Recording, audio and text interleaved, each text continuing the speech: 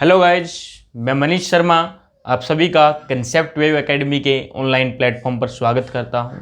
तो प्यारे बच्चों, आज हम ऑर्गेनिक केमिस्ट्री शुरू करने वाले हैं जेई के लिए, नीट के लिए और क्लास 11-12 के लिए। बच्चों को अक्सर ऑर्गेनिक केमिस्ट्री में बहुत ज़्यादा दिक्कतें आती हैं। बच्चे बोलते हैं कि सर इनऑर्गेनिक हो रही है, हमसे इजीली कर पा रहे हैं, फिजिकल केमिस्ट्री आसानी से कर पा रहे हैं, लेकिन ऑर्गेनिक में सर बहुत दिक्कतें आ रही हैं। तो प्यारे बच्चों, हम जिस तरीके से ऑर्गेनिक केमिस्ट्री पढ़ेंगे, बिल्कुल इजीएस्ट वे में हम ऑर्गेनिक केमिस्ट्री पढ़ेंगे, बिल्कुल भी दिक्कत नहीं होने वाली। बस कंडीशन ये है कि आपको क्लास मिस नहीं करनी, स्टार्टिंग से लास्ट तक आपको लेक्चर देखना है और लगातार जितनी भी क्लासेज लगती है सारी क्लासेज आपको अटेंड करनी है। हर क्लास के बाद मैं आपको वर्कशीट दूंगा, जितना भी हम काम कर चुके होंगे एक लेक्चर में, उसके बाद मैं आपको वर्कशीट दूंगा। वर्कशीट आपको डिस्क्रिप्शन में अपना व्हाट्सएप नंबर डाल रहा हूं, जिसको भी वर्कशीट चाहिए लिख देना, lecture 1 organic chemistry worksheet, lecture 1 organic chemistry worksheet. इस तरीके से आप टाइप करेंगे व्हाट्सएप नंबर पे मेरे पे, तो जैसे ही आपका मैसेज मेरे को मिलेगा मैं आपको वर्कशीट सेंड कर दूंगा इस लेक्चर के बाद। तो प्यारे बच्चों, ऑर्गेनिक केमिस्ट्री हम शुरू कर रहे हैं, तो सबसे पहले पता होना चाहिए ऑर्गेनिक होता क्या है, ऑर्गेनिक कंपाउंड्स क्या होते हैं। सबसे पहले बेटे बर्जीलियस एक बाबा हुए हैं, बर्जीलियस एक बाबा हुए हैं, एक साइंटिस्ट हुए हैं। उन्होंने क्या बोला था कि ऑर्गेनिक केमिस्ट्री में केवल वो कंपाउंड आते हैं, या फिर ऑर्गेनिक कंपाउंड्स वो कंपाउंड्स हैं जो कि लिविंग ऑर्गेनिज्म से हमें मिलते हैं। किससे मिलते हैं? लिविंग ऑर्गेनिज्म से, मतलब नेचर से हमें मिलते हैं। ठीक है, किसी भी या फिर जो ऑर्गेनिक कंपाउंड्स हैं उनको इनऑर्गेनिक एलिमेंट से या फिर इनऑर्गेनिक कंपाउंड से या लेबोरेटरी के अंदर हम नहीं बना सकते। तो उनकी जो थ्योरी थी बर्जीलियस की, वो थी विटल फोर्स थ्योरी। क्या थी? Whittle force theory.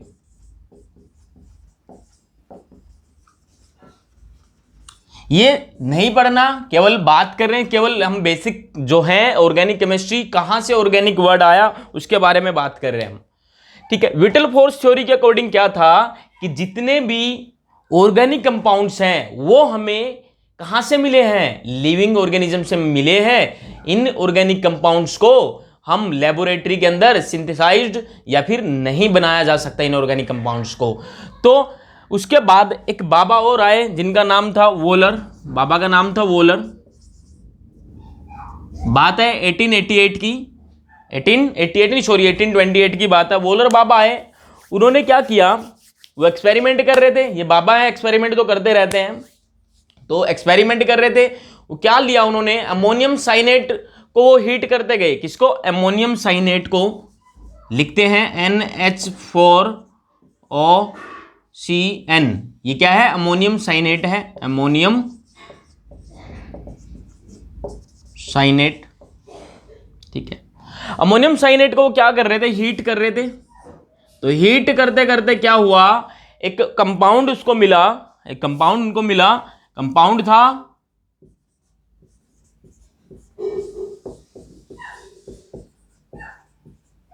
ये जो कंपाउंड था, ये क्या था? यूरिया। ये क्या था? यूरिया। और ये था ऑर्गेनिक कंपाउंड। यूरिया कहां से मिलता है? जब तक तो पता था कि ऑर्गेनिक कंपाउंड लिविंग ऑर्गेनिज्म से मिलते हैं। जो यूरिन होता है, यूरिन जो होता है, लिविंग बीइंग जो है, यूरिन जो होता है उनका, उसमें क्या होता है? यूरिया होता है। यही जाना गया था कि यूरिया तो केवल लिविंग बीइंग से ही मिलता है, ऑर्गेनिक कंपाउंड, इसलिए तो बोला था इसको। लेकिन यहां पे वोलर ने जो एक्सपेरिमेंट किया था, वोलर जो एक्सपेरिमेंट कर रहे थे अमोनियम साइनेट को, उन्होंने हीट किया और उसको हीट करने के बाद क्या मिला? यूरिया मिला। तो विटल फोर्स थ्योरी यहां पे फेल हो गई।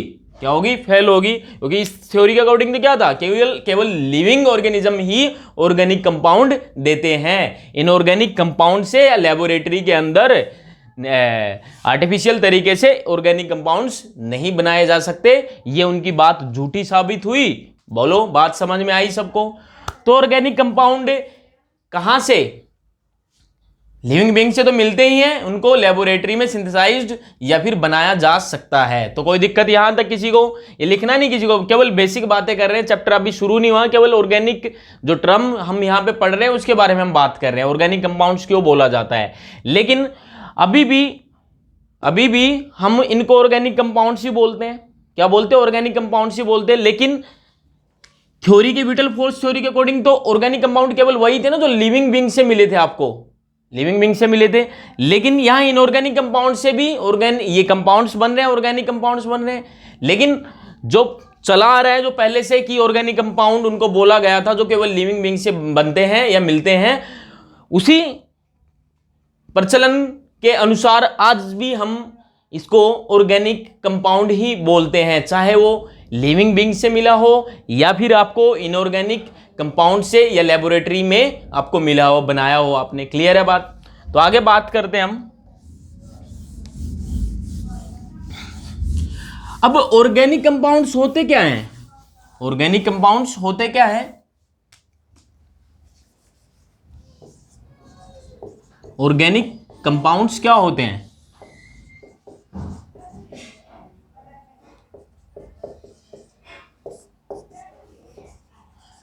हाइड्रोकार्बन्स एंड इट्स डेरिवेटिव या फिर their derivatives. Hydrocarbons and their derivatives.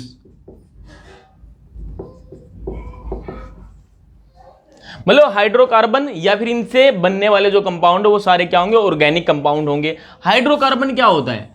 Hydrocarbon वो कंपाउंड होते हैं जो हाइड्रोजन और ऑक्सीजन से मिलके बनते हैं। हाइड्रोजन और ऑक्सीजन से मिलके बनते हैं, सॉरी ऑक्सीजन बोल रहा मैं, हाइड्रोजन और कार्बन से मिलके बनते हैं। ठीक है, आगे पढ़ेंगे हाइड्रोकार्बन के बारे में भी। दो तरीके के होते हैं, सैचुरेटेड, अनसैचुरेटेड, आगे पढ़ेंगे। ठीक है, ऑर्गेनिक कंपाउंड क्या है? हाइड्रोकार्बन्स या फिर उनके डेरिवेटिव्स। ठीक है, ऑर्गेनिक कंपाउंड जो है वो हाइड्रोकार्बन है और उनके डेरिवेटिव है हाइड्रोकार्बन, हाइड्रोजन और कार्बन से मिलके बनते हैं। क्लियर है बात? कोई दिक्कत यहां तक? चलो अब बात करते हैं कार्बन पे आ जाओ। अब आपको पता है पीरियोडिक टेबल में 118 एलिमेंट है, 118 एलिमेंट है। उनमें से अगर कार्बन को आप छोड़ दें, बाकी जितने भी एलिमेंट्स हैं 117 जो बचते हैं, उनसे अगर हम बात करें कितने कंपाउंड बनते हैं, तो आंसर आपको 50,000 से 1 लाख तक इतने कुछ एलिमेंट कंपाउंड से बनते हैं। लेकिन इकलौता कार्बन उन सारे एलिमेंट्स के साथ किसी के भी साथ मिलके कम से कम 1 करोड़ कंपाउंड बनाता है। कितने बनाता है? 1 करोड़ कंपाउंड बनाता है अकेला। मतलब कार्बन अगर नहीं होगा ना, बाकी जितने भी एलिमेंट्स हैं उनसे सबसे मिलके 50,000 से 1 लाख तक कंपाउंड बनते हैं। लेकिन अगर कार्बन भी इनके साथ आ जाता है तो फिर कितने? 1 करोड़ तक कंपाउंड ये बना लेता है। क्लियर है बात? कोई दिक्कत? तो कार्बन ही है जिसका सबसे ज्यादा रोल है ऑर्गेनिक केमिस्ट्री के अंदर। अब पहला ही क्वेश्चन ये आता है कि कार्बन के इतने सारे कंपाउंड क्यों हैं? हाँ, why carbon have large number of compounds. पहले ही क्वेश्चन आता है कि शुरू कर रहे हैं हम chapter basic concept of organic chemistry, तो पहले ही हम बात करते हैं सबसे पहले कार्बन इतने सारे कंपाउंड्स क्यों बनाता है।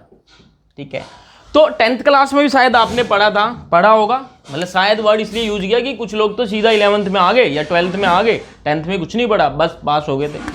ठीक है, तो कार्बन इतने सारे कंपाउंड बनाता है, इसके पीछे सबसे मेन कारण है कार्बन की टेट्रावैलेंसी। क्या है? टेट्रावैलेंसी। टेट्रावैलेंसी, टेट्रा जो वर्ड है, टेट्रा का मतलब 4, टेट्रा का मतलब क्या? 4। कार्बन की कितनी वैलेंसी है? 6, सबको पता है। कार्बन का एटॉमिक नंबर होता है 6। कितना होता है? 6। कैसे? फर्स्ट सेल में 2, फिर कितने? 4। तो कितना वैलेंसी कितनी है? 4 है। तो कार्बन 4 अलग अलग एटम से जुड़ सकता है। तो कार्बन 4 अलग अलग एटम से जुड़ सकता है। इसी तरीके से कार्बन के इतने सारे कंपाउंड होते हैं टेट्रावैलेंसी के कारण। ठीक है, अगला जो पॉइंट है कैटिनेशन। क्या है? Catenation property. कैटिनेशन प्रॉपर्टी क्या होती है? ये होती है एटम्स की सेल्फ लिंकिंग प्रॉपर्टी। क्या होती है? Self linking property. Self linking property. Clear है बात? अब कार्बन जो है, कार्बन छोटे साइज होने के कारण और टेट्रावैलेंसी होने के कारण, कार्बन का छोटा साइज होने के कारण और टेट्रावैलेंसी होने के कारण ये फर्दर कार्बन एटम से जुड़ता जाता है। ये आगे फिर जुड़ेगा, ये आगे फिर जुड़ेगा। इस तरीके से टेट्रावैलेंसी और कैटिनेशन सेल्फ लिंकिंग प्रॉपर्टी के कारण भी कार्बन बहुत सारे कंपाउंड बनाता है। कार्बन की 4 वैलेंसी है, साइज छोटा है, साइज छोटा होने के कारण ये दूसरे कार्बन एटम से इजीली अटैच हो जाता है, इसी को बोला जाता है कैटिनेशन प्रॉपर्टी। तो ये भी कारण है कि कार्बन के इतने सारे कंपाउंड्स हैं।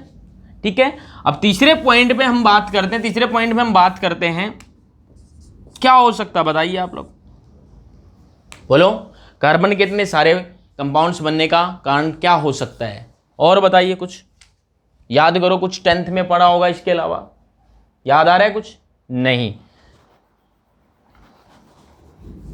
ये नोट कर लो एक बार, स्क्रीनशॉट ले लो इसका, स्क्रीनशॉट ले लो एक बार इसका। हो गया नोट? चले आगे। हाँ, ये दिखाई नहीं दे रहा होगा नीचे शायद। थर्ड पॉइंट की बात करते हैं, tendency to form multiple bond.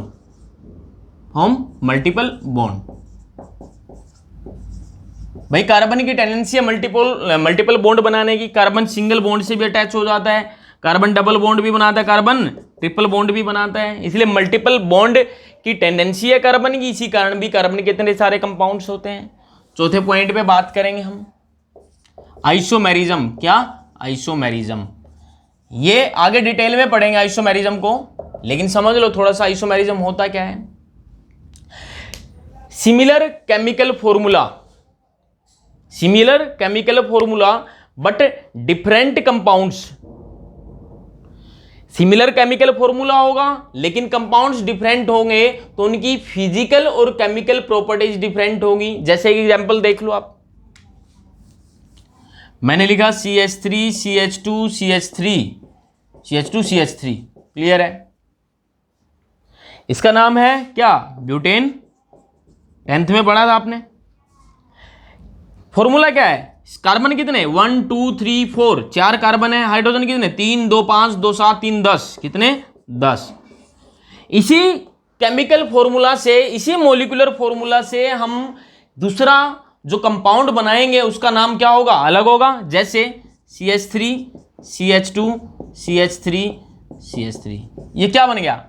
Isopropene बन गया। क्या बन गया? आइसोप्रोपेन। ध्यान देना कितने कार्बन है? 4 कार्बन है। हाइड्रोजन कितने हैं? 3 3 6 3 9, बोलो यहां कितना है? 1 आएगा। कितने? 10। कितना हो गया? 10, क्योंकि 4 वैलेंसी पूरी करनी है ना। तो देखिए मॉलिक्यूलर फॉर्मूला सेम है लेकिन कंपाउंड अलग अलग हो गए। क्लियर है? चौथा रीजन आइसोमेरिज्म है। आइसोमेरिज्म के कारण भी कार्बन के इतने सारे कंपाउंड्स है। तो 4 चीजों की बात हमने की। सबसे पहला टेट्रावैलेंसी, दूसरा कैटिनेशन प्रॉपर्टी, तीसरा क्या है? Tendency to form multiple bonds, चौथा जो पॉइंट हमने पढ़ा वो क्या है? आइसोमेरिज्म। क्लियर है बात? कोई दिक्कत यहां तक? चले आगे चलते हैं।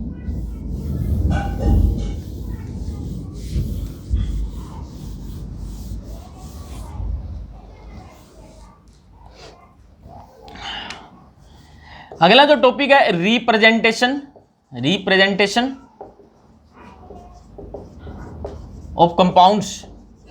रिप्रेजेंटेशन ऑफ कंपाउंड्स, तो किस किस तरीके से रिप्रेजेंट किया जाता है कंपाउंड्स को? पहला है लेविस स्ट्रक्चर,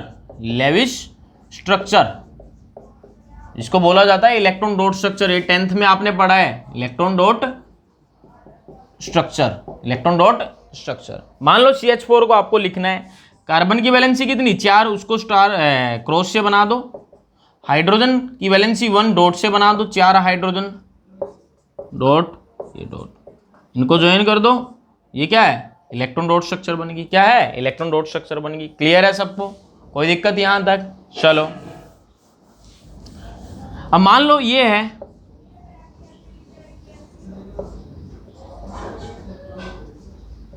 ये 2 इलेक्ट्रॉन मैंने यहां पे बनाए, 1 2 3, ये तो 5 हो गए। क्या हो गए? 5 हो गए। होना कितने चाहिए थे? 4 होने चाहिए थे, क्योंकि वैलेंस शेल में 4 इलेक्ट्रॉन होते कार्बन की। तो यहां पे जो एक्स्ट्रा इलेक्ट्रॉन है तो क्या हो गया? क्या बोलेंगे? Excess of electron. क्या होगा? एक्सेस ऑफ इलेक्ट्रॉन है। एक्सेस मतलब ज्यादा इलेक्ट्रॉन। तो क्या बनेगा? कार्बन पे कौन सा साइन आएगा? नेगेटिव साइन आएगा। इसको क्या बोलते हैं? कार्बोएनायन। क्या बोलते हैं? कार्बोएनायन। क्लियर है बात? हो गया नोट? ये अगला एग्जांपल देखिए,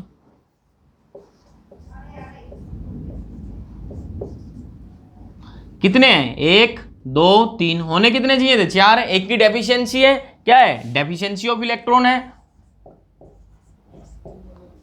तो कौन सा चार्ज आएगा, पॉजिटिव चार्ज आएगा, कार्बोकेटाइन बन गया, क्या बन गया, कार्बोकेटाइन। बोलो बात समझ में आ रही है सबको, क्लियर है।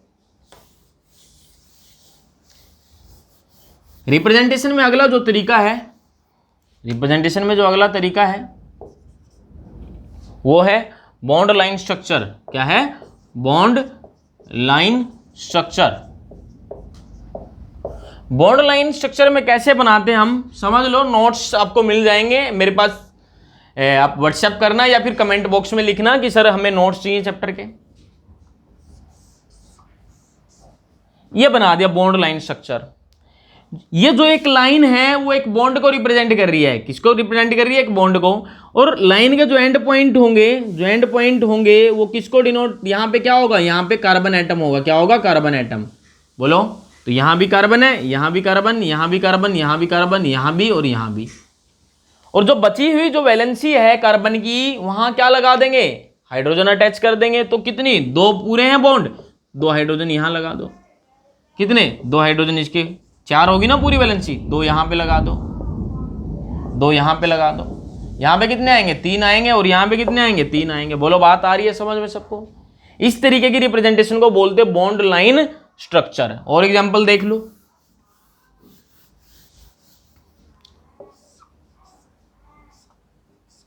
मैंने लिखा, ये बनाया मैंने, तो यहां पे कार्बन होगा, ये क्या होगा, कार्बन।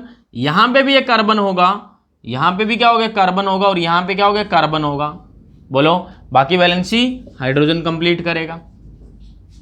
बात आ रही है सबको समझ में, कोई दिक्कत तो नहीं। और देखिए एग्जांपल इसका,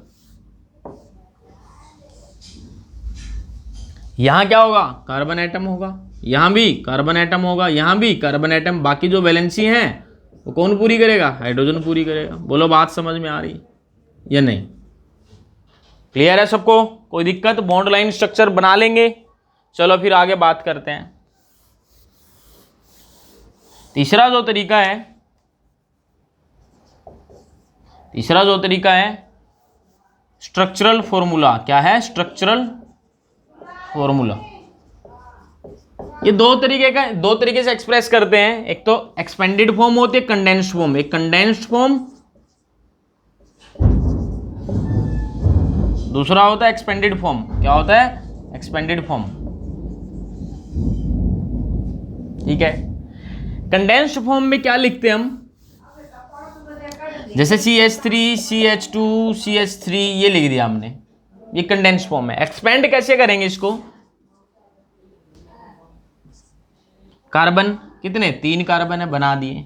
कितने हाइड्रोजन अटैच थे, 3। जितने भी हाइड्रोजन अटैच उनको बॉन्ड से रिप्रेजेंट करो। अब ये बॉन्ड एक्सपेंड करो, बिल्कुल एक्सपेंडेड फॉर्म में तो एक्सपेंड करना होगा। यहां 2 थे, क्लियर है बात, बस इतना ही समझना है। ये क्या है, कंडेंस्ड फॉर्म है, ये एक्सपेंडेड फॉर्म है। आगे चलेंगे, बिल्कुल बेसिक से चल रहा है, इसलिए हम थोड़ा जल्दी जल्दी कर रहे हैं इनको, ठीक है। अगली जो रिप्रेजेंटेशन है